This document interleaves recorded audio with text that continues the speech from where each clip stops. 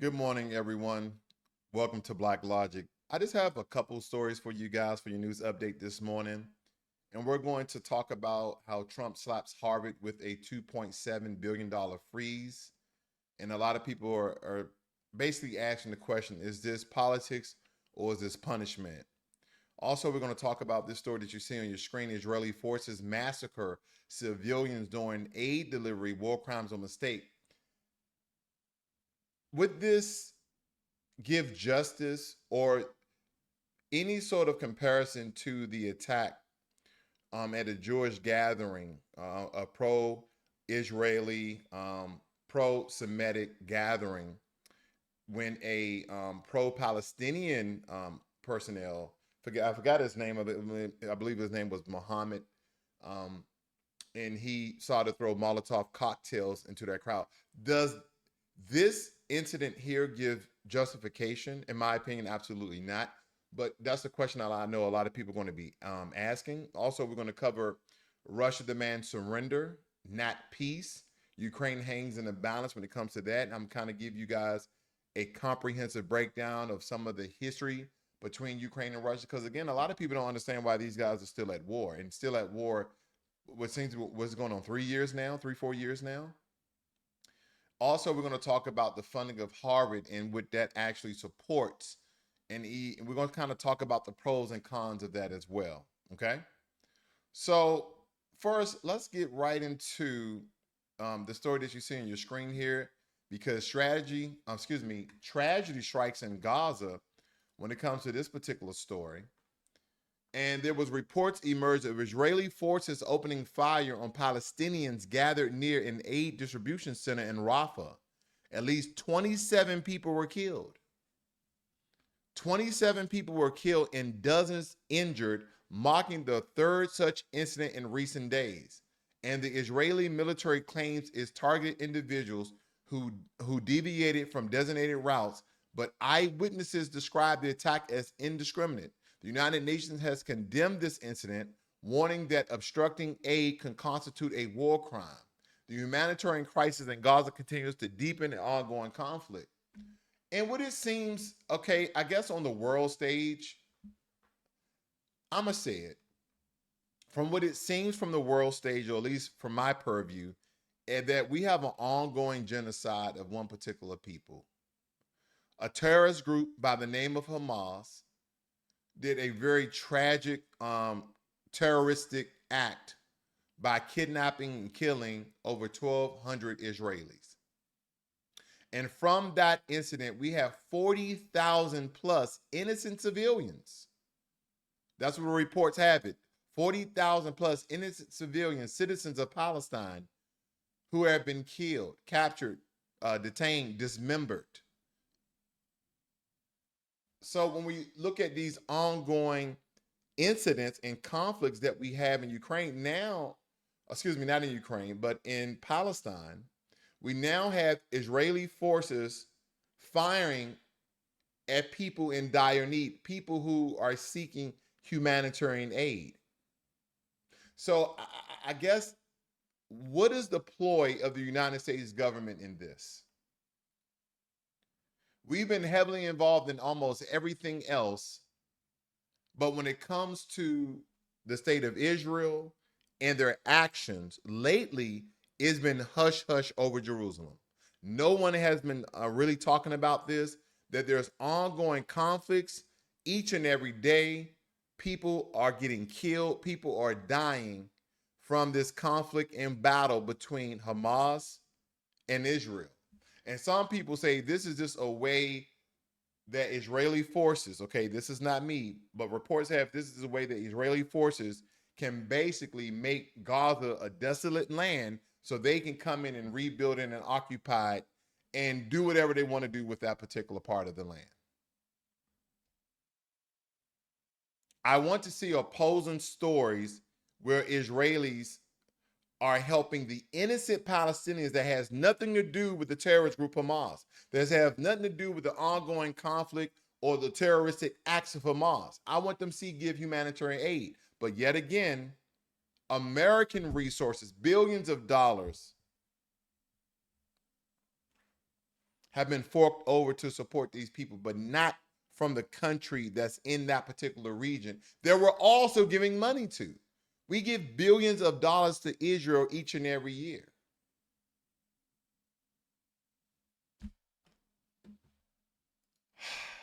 The world is at war as we see it. In America, even though we're not officially war with any country, we are involved in all of these conflicts and wars some way, somehow. We are included in some of these, most of these wars, some way, somehow. Deputy Chairman of Russian Security Council stated that Russia seeks total victory, not compromise, in peace talks with Ukraine. And the recent negotiations in Istanbul yielded little progress, with Russia demanding significant territorial concessions and military limitations from Ukraine.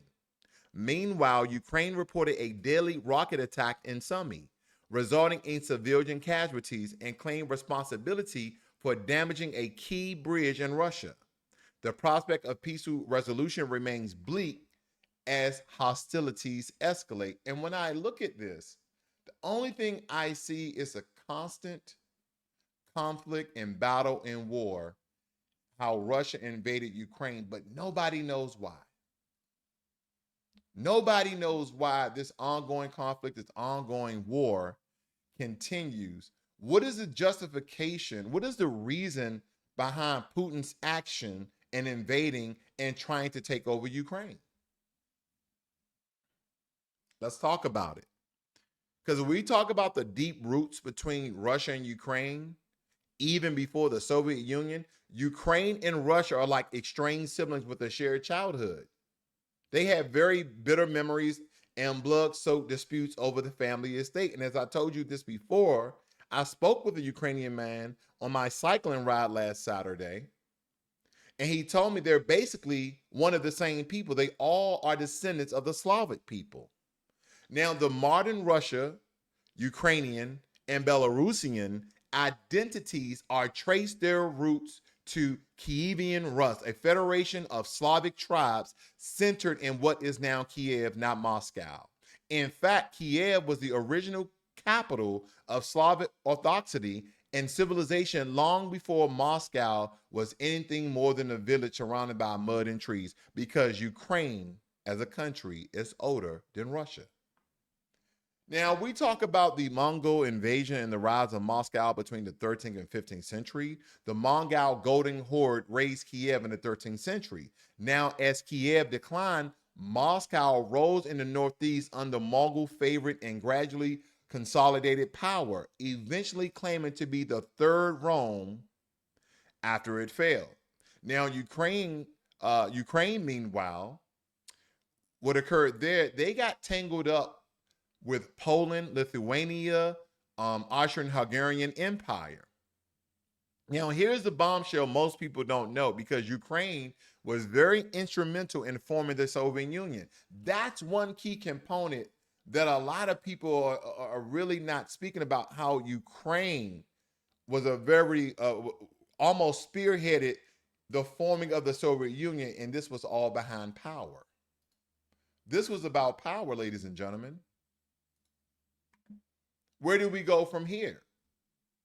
Because the Russian Empire collapsed in 1917, and then Ukraine briefly declares independence between 1970 and 1920, but it crushed in a very chaotic civil war involving all sorts of different groups, nationalists, anarchists, and foreign powers. In 1922, Ukraine became a founding member of the USSR. We're talking about the Soviet Union. They became a founding member alongside Russia, Belarus, okay, and different federations from Georgia, Armenia, Azerbaijan, all these different countries. But Ukraine didn't join willingly. It was coerced, bloodied, and betrayed. Now, if we look at the time period between 1932 and 1933, and we reference the Holodomor, Stalin's forced collectivization's policies resulted in the Holodomor, a man-made famine that killed 4 million Ukrainians.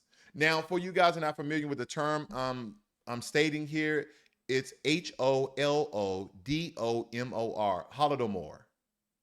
Now, many Ukrainians see it as a genocide, a calculated extermination of national identity. Now, Soviet leadership, largely based in Moscow, suppressed Ukrainian language, their culture, and the independence movement. Now, if we fast forward to World War II, Ukraine is caught between Hitler and Stalin, invaded by Nazis, then retaken by the Soviets. They had some resistant movements, Ukrainian insurgent army. They were fighting both sides. They were fighting the Nazis and they were fighting the Soviets. So from that point on, you had deep divisions that grew. Some Ukrainians fought with the Nazis. Listen to this. Some Ukrainians fought with the Nazis to escape Stalin, a fact Russia still weaponized in propaganda today. Because do not forget, one of the premises, one of the base that President Putin was referring to, one of the reasons why he stated they even invaded Ukraine, not to take over some land that was stolen from them like Crimea, which was always Russian land, and Crimea, by the way, is an island, that they were trying to eradicate white supremacy from Ukraine, that Ukraine is a white supremacy country. That is what President Putin said. Now, we don't know how true that is because people also state there is a skin hair culture in Russia as well. Now, Ukraine became a key military industrial center of the USSR. We're talking about missiles, nukes, and tanks. Then if you look at Chernobyl of 1986, the worst nuclear disaster in history occurs in northern Ukraine. Now, by 1991, when the USSR collapsed, Ukraine held the third largest nuclear arsenal on earth. Think about that. You had America, Russia, and Ukraine. And Ukraine held the third largest nuclear arsenal on earth. Now, we're referencing post-Soviet and the breakaway and the betrayal. We look towards 1991 of independence because Ukraine votes overwhelmingly 90% for independence, including Crimea. Russia loses imperial prize and they never really got over it. Russia never really got over losing Crimea because it was always saying that Crimea was part of their land, that Crimea was their country, and that was not of their own. And if you look at the Budapest Memorandum that occurred in 1994, Ukraine gave up its nukes in exchange for security guarantees from Russia, the US, and the UK. To who? Again, Ukraine gave up their nukes for security guarantees from Russia, from the US, from the UK. Russians signed and promised to respect Ukrainian borders. Russia signed and promised to respect Ukrainian borders. Now, did they do that?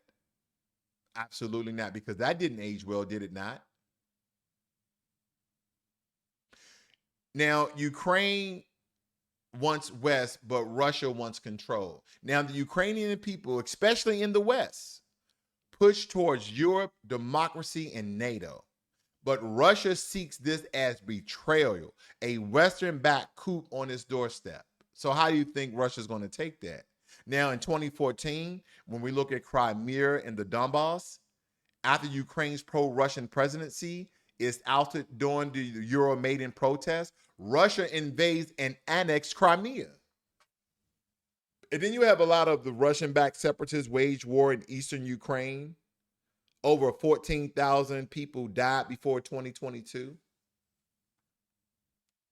So this has been full scale for a very long time, but it has not hit worldwide mass media. But now it's on full stage. Now, if we look back to 2022 or February 24th of 2022, Russia launched a full invasion on Ukraine. And President Putin claims Ukraine is run by Nazis. A Western puppet state imposes a threat to Russian security. Now, the real reason, supposedly, the fear of democracy next door, a free Western-aligned Ukraine, would unravel Putin's imperial ambitions and embolden his own oppositions. And then the questions I know that you all ask, that I ask each and every day, if Putin is trying to eradicate the Nazi regime, supposedly, allegedly, that is running Ukraine, because one of the reasons and the premise that he even invaded Ukraine, then why is America supporting Ukraine? Why is America in the middle of this? I know America doesn't want another Hitler redrawing borders by force.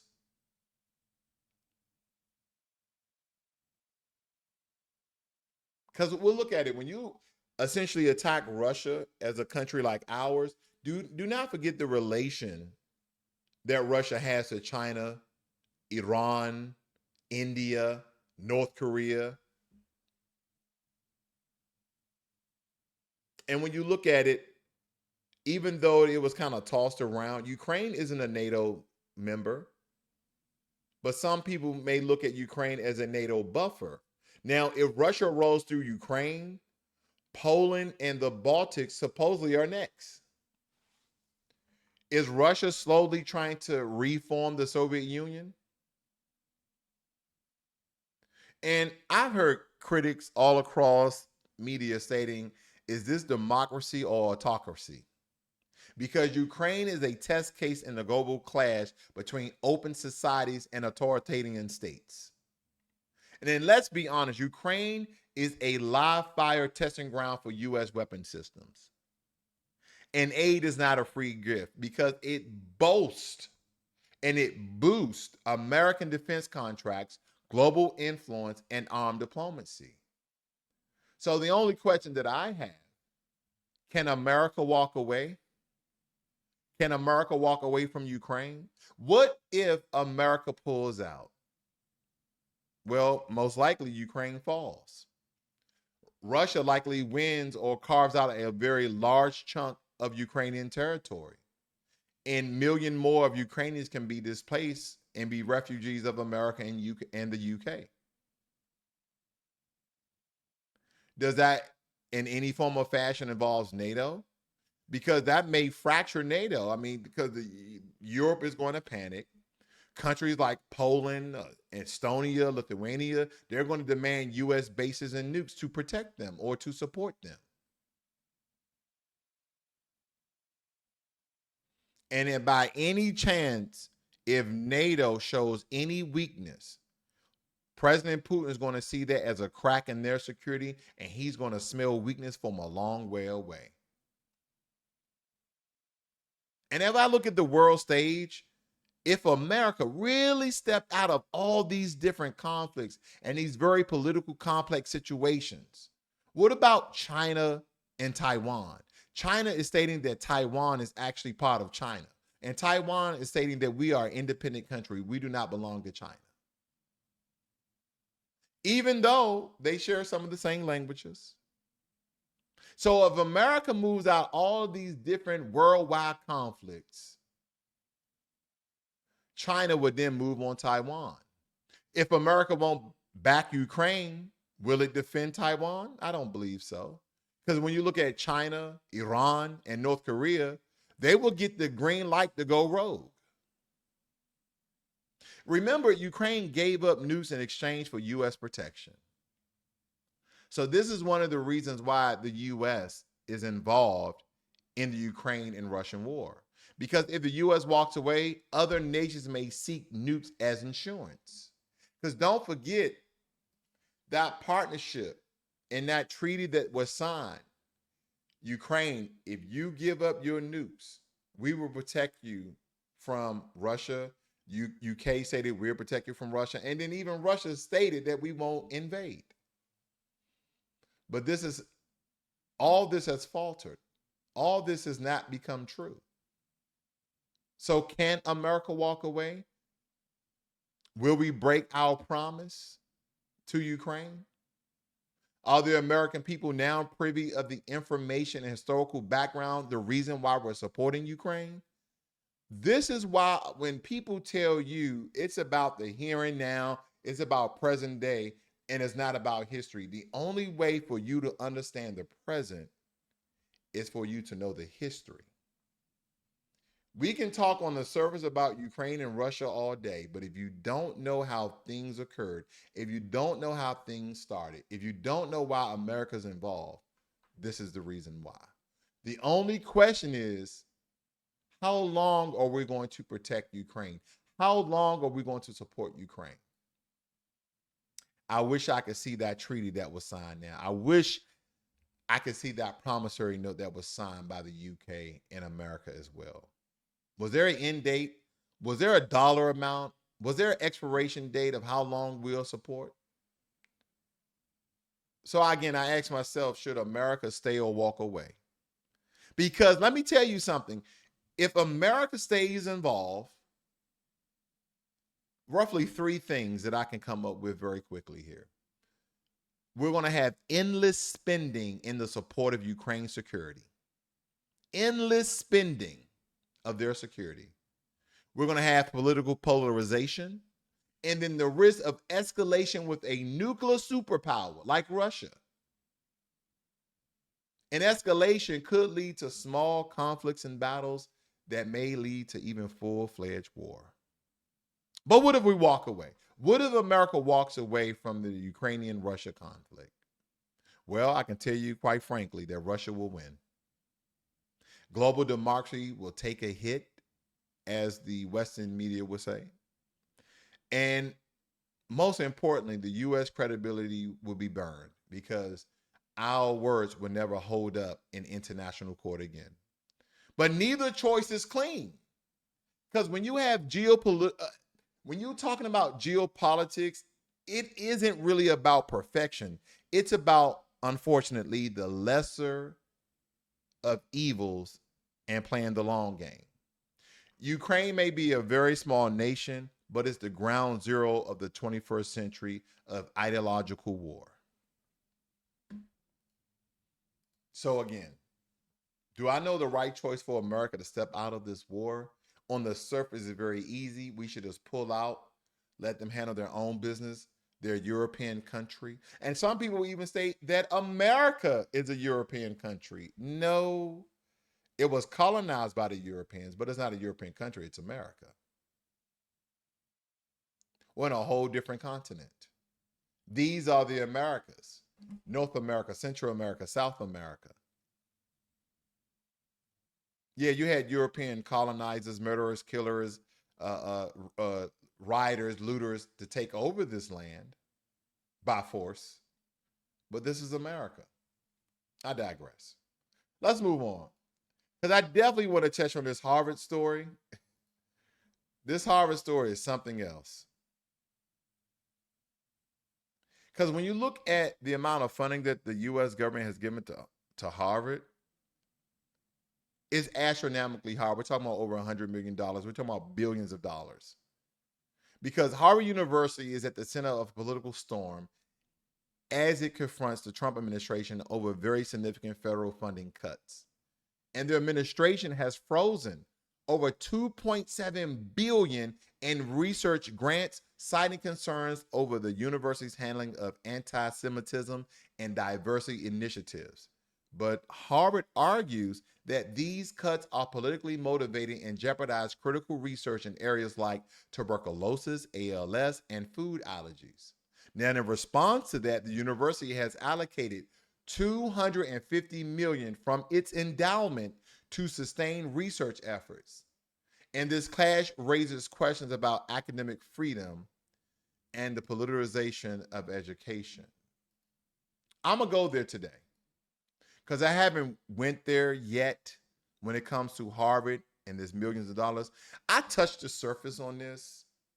I kind of grazed it. I kind of massaged it, but I think I'm going to do a better deep dive today because we only have a couple of stories for here today, but I'm going to break this down because Harvard receives hundreds of millions in federal funding annually, but not in the form of a blank check. Now, the money usually comes from federal research grants like the NIH, the NSF, and DOD. We're talking about $600 million plus a year. Harvard University also receives financial aid support like Pell Grants, federal loans for students, etc., federal contracts, federal contracts, defense contracts, cybersecurity, science, and AI research. What Harvard does with that money? That's what people are asking. Well, on the positive side, you had world-class research because they're researching cures for cancer, AI development, clean energy innovation, national security studies, all sorts of things. Student aid distribution, though most Harvard aid is private endowments, some students get federal Pell Grants and loans. What about the government partnerships that Harvard has? Because the U.S. leans on Harvard, okay? The U.S. government leans on Harvard for elite research that trickles down into federal policies and military technological advancements and health breakthroughs and even pandemic responses. So we're already looking at how vital Harvard is to the very infrastructure of America, and that the money is being justified by the research and all the things that Harvard is doing. Okay. But let's look at the pros of cutting off funding to Harvard.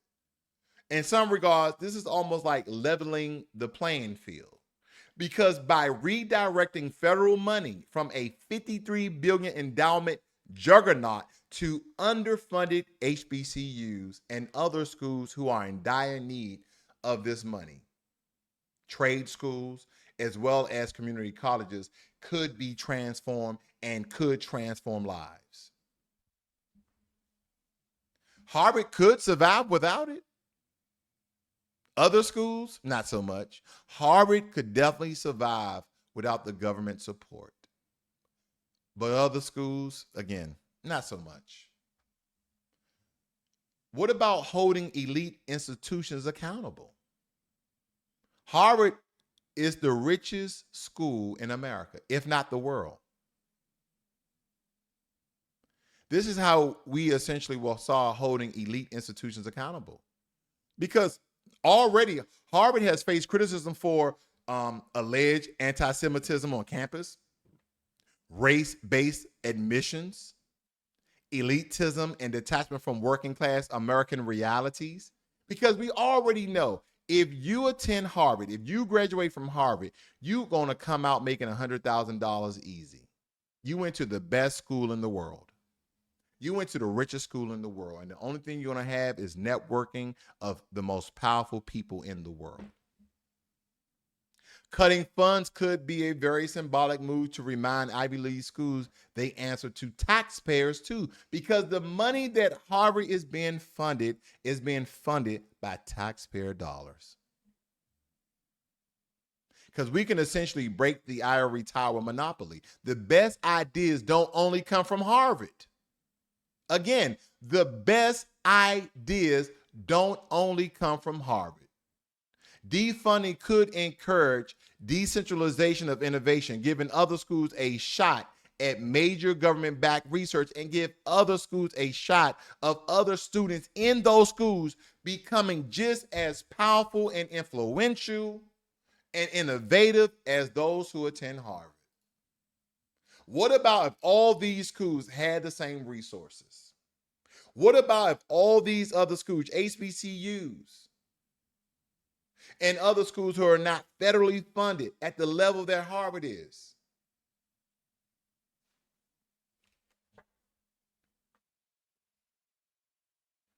Would that then decrease the amount of elitism that they have at Harvard? Would that be leveling the playing field? So we did the pros of cutting off the funding. Then let's definitely talk about the cons of cutting off funding to Harvard. Because some, not just some, I would say a lot of people state that cutting off the funding to Harvard will hurt America's global dominance in science and technology. That it will cripple critical projects in biotech, AI, defense, and climate change. That it will now push top scholars to China, Europe, and private labs. They will start, our top talent will start going to these other countries, or top talent will stay in their own countries and make them powerful. Could we be looking at punishing the wrong people? Because Harvard's most vulnerable students are low income, first generation, and many Black scholars that rely on federal loans and grants. But my question would be, what are the percentages of Black students at Harvard?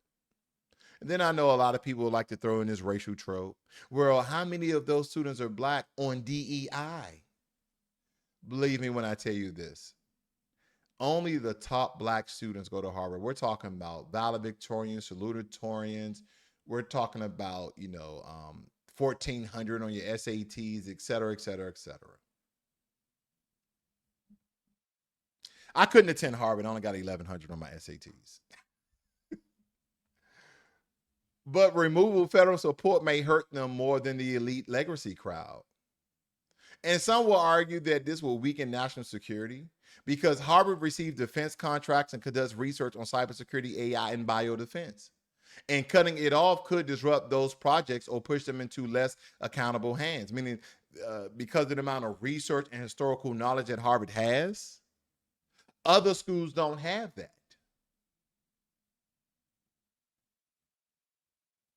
Some may argue that this may set a very dangerous precedent.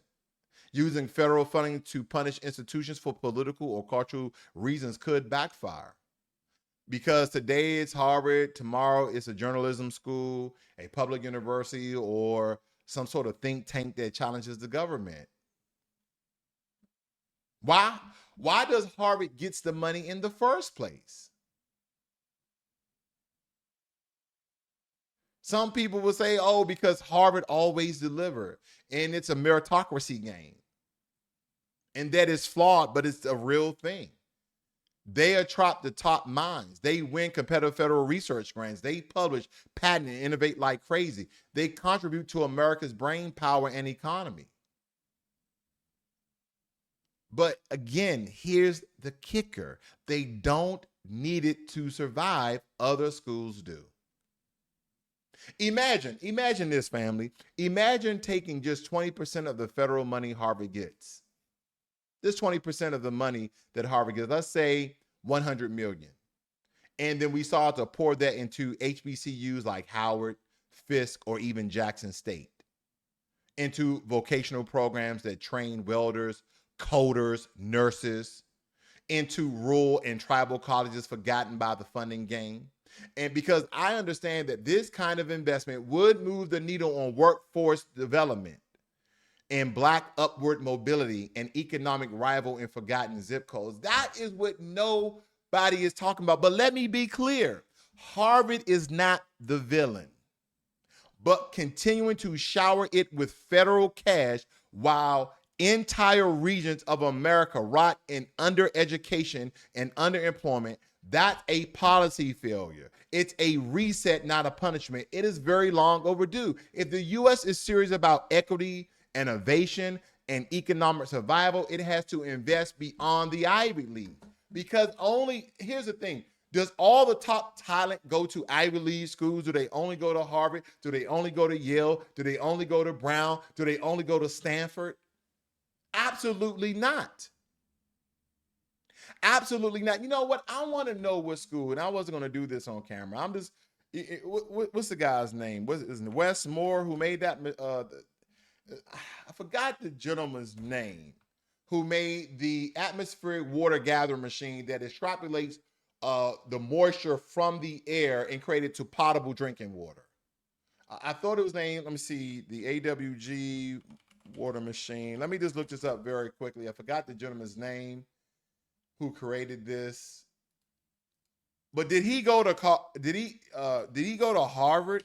I want you guys just to look at a lot of the inventions that people have made. And my only question is, did they go to Harvard? Did they go to Yale? Did they go to Brown? Moses West, that's the brother's name. Let me guys show you this very quickly. Here's the brother name, the atmospheric water generator. I always say gatherer, though. Atmospheric water generator machine was invented by Moses West, a former U.S. Army Ranger and engineer. West developed the technology to extract water from the atmosphere and provide clean, safe drinking water. He's also the founder of Moses West Foundation. Let me help you guys out. Let me help you guys out. Black inventor that, let's say, created the cell phone. Well, ain't no black person creating no goddamn cell phone. Let's look it up. While Martin Cooper and his team at Motorola are often credited with inventing the first handheld cell phone in 1973, Black inventor Jesse Russell made significant contributions to the technology behind cell phones, including base station technology that allowed for wireless communication between the phone and cellular towers. And also they go on to say that Henry T. Sampson invented the gamma electric cell in 1971, which was used in the first cell phone. Now, I know some people like, well, Tesla has some involvement in that. Let's do the real history on things. This is how powerful and great that black people are. We contribute not only to America, black Americans we're referring to, we not only contribute to America, but we contribute to the world. And a lot of our inventions and innovations are shadowed because they don't want to allow the rest of the world to know how significant black people are into the evolution of Homo sapiens, into the evolutions of human beings and what we're capable of and what we're doing. I'm not just stating that black people are better than other people. No, everybody has contributed to the evolution of the world. But when you demonize, okay, and you shadow and you disregard the significance of one group, other groups of people will start taking recognition of the achievement and contributions of another demographic, of another race. So that's why it's important to showcase certain talents and inventions that we have done versus people that state that these other groups of people have done more or have done more significant things. Now, let me ask myself this. Moses West, what college did he attend? Moses West College. Now, I don't know if he attended college or not. They stated that he was an engineer. Moses West College. Let's see, what college? And I didn't want to go this way. What college?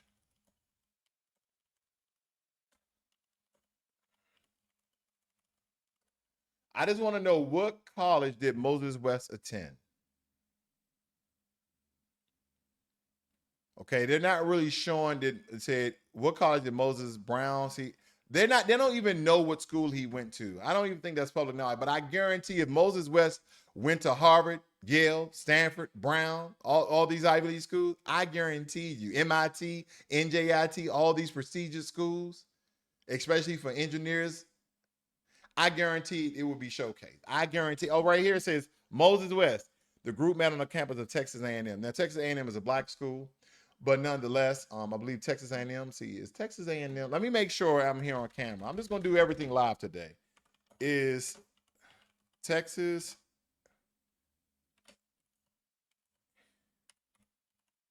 Let me just make sure.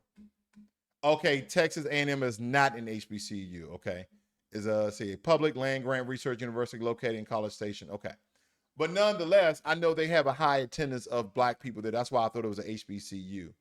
But again, to my point, a lot of these people have not attended a lot of these Ivy League schools who are getting all the funding that keeps them rich, that keeps them elite. And don't forget, they have these legacy programs. You could be the best of the best. You could be the valedictorian. You put over 100 hours in community service. You won all the science fairs. You scored a perfect score in your SAT, your ACT.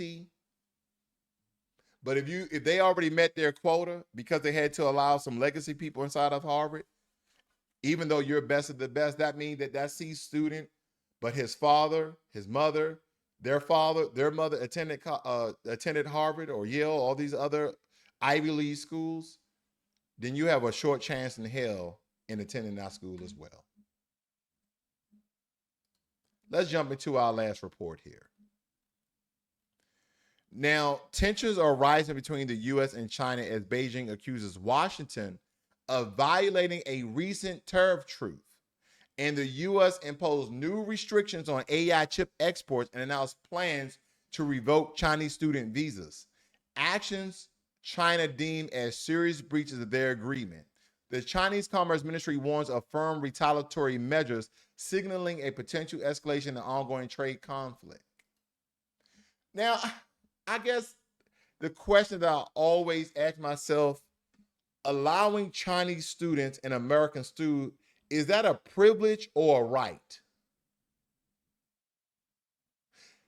If I'm one of the top students in America and I want to go to the top school in China, isn't it upon the Chinese government, the Chinese school board, to allow me in their school? Is that a right of mine or a privilege they are allowing or a privilege they are extending?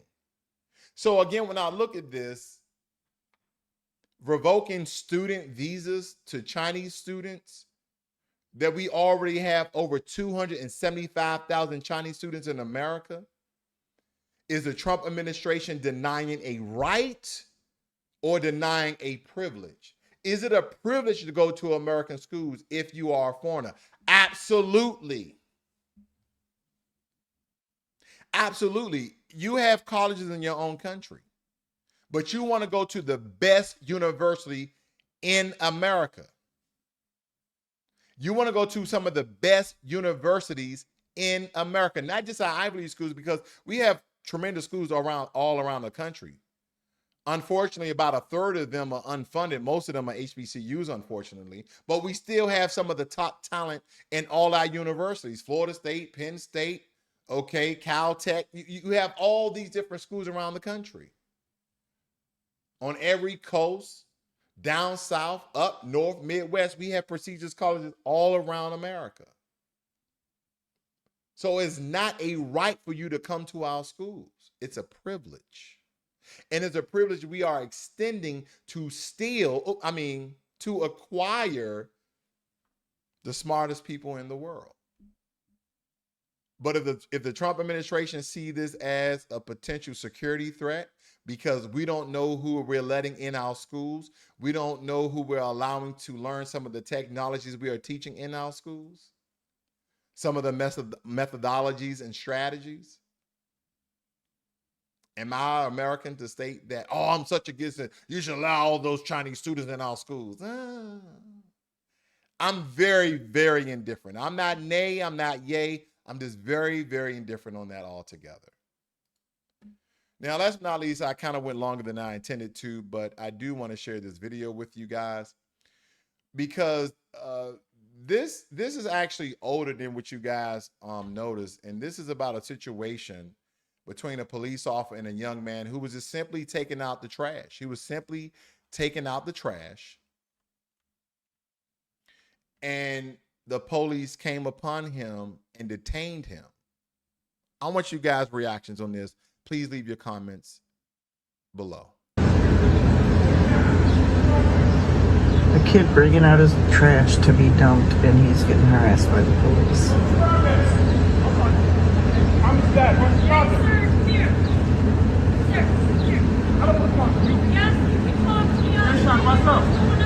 He was taking out his trash, yo.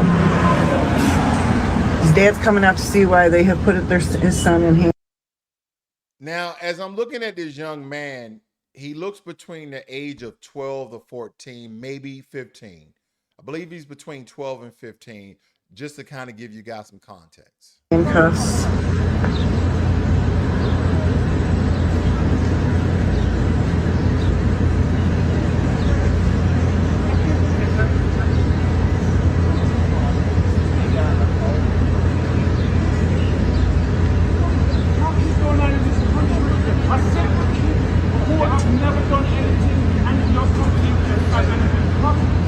Yo, they put him in here because he was just coming to dump.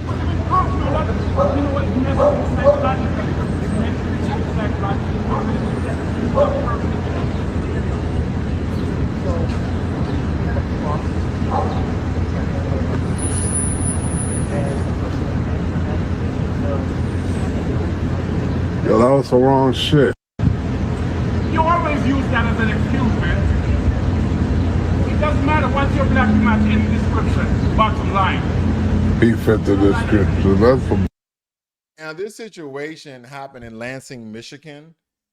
And basically, the father has come out because he's wondering why his son is being handcuffed and detained. And basically, the police officer say, well, he fits the description.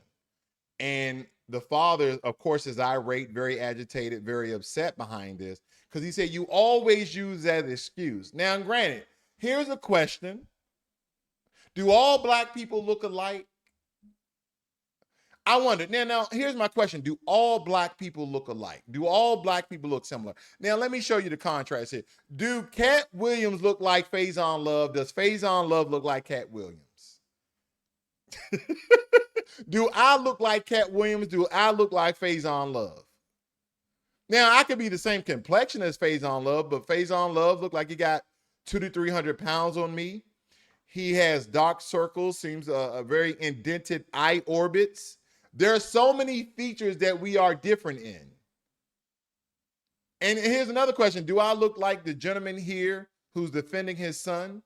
Do I look like his son? Again, this is some of just the most idiotic, racial, discriminatory things that I'm just going to say the system, because it's law enforcement, it's politics, it's all over the place. That they play these games as if all black people look alike, and we know that's untrue. Because in that case, I should be looking like Michael B. Jordan, and when I go to a restaurant, they're like, Michael B. Jordan, can I get your autograph? That's like saying all white people look alike. So when you go into the restaurant, oh, Tom Cruise, thanks for visiting. You a 6'8" white guy. Tom Cruise only like 5'10". How do you fit the description? Let me give you guys an account, okay? Now, of course, they released this young man. I'm not going to even go further. I'm just going to give you this account when I was in the military. I was in the military, and I was driving a 1995 Eagle Vision, 3.3 liter. Look it up, Eagle Vision. And the base cops, not the MPs, we had federal contractors that were at the gate, and they pulled me over. And it was a white police officer and a black police officer. Not only did they pull me over, they told me to step outside the vehicle. So again, this is me exiting post. This is in Fort Drum, New York. Fort Drum, New York. Okay, 35 miles from the Canadian border. Fort Drum, New York is really, really cold. Negative 30 degrees, negative 40 degrees, but nonetheless, I'm heading from the gym, going back home off post. Okay, I had a hoodie on, some shorts, and some shoes on, but I was kind of moist. Damp. I was kind of damp from sweating. And I got pulled over. And the police officer said, we pulled you over because you fit the description. You're going to have to exit the vehicle. I was like, okay. So again, I'm thinking I'm somewhat safe, like mistaken identity, X, Y, and Z, whatever. So I exit the vehicle, right? They just told me I fit the description. That's all he said. And that I should exit the vehicle. And when I exit the vehicle, he grabbed my hands behind my back. He didn't handcuff me. Then he walked me to the back of my vehicle and told me to put my hands and spread my legs and proceeded to pat me down. I was like, okay, what description did I fit? What description did I fit? Now I'm talking to the white officer. Now the black officer just standing there, you know, just kind of like this, not saying anything. And I'm looking at the black officer like, well, I mean, not that he's going to help me out. I mean, he's a police officer. He's conducting, you know, whatever business that police officers do when they pull somebody over and pull them out of their vehicle. I get it. He's supporting his partner. This is not race related until this point. I said, what description do I fit, sir?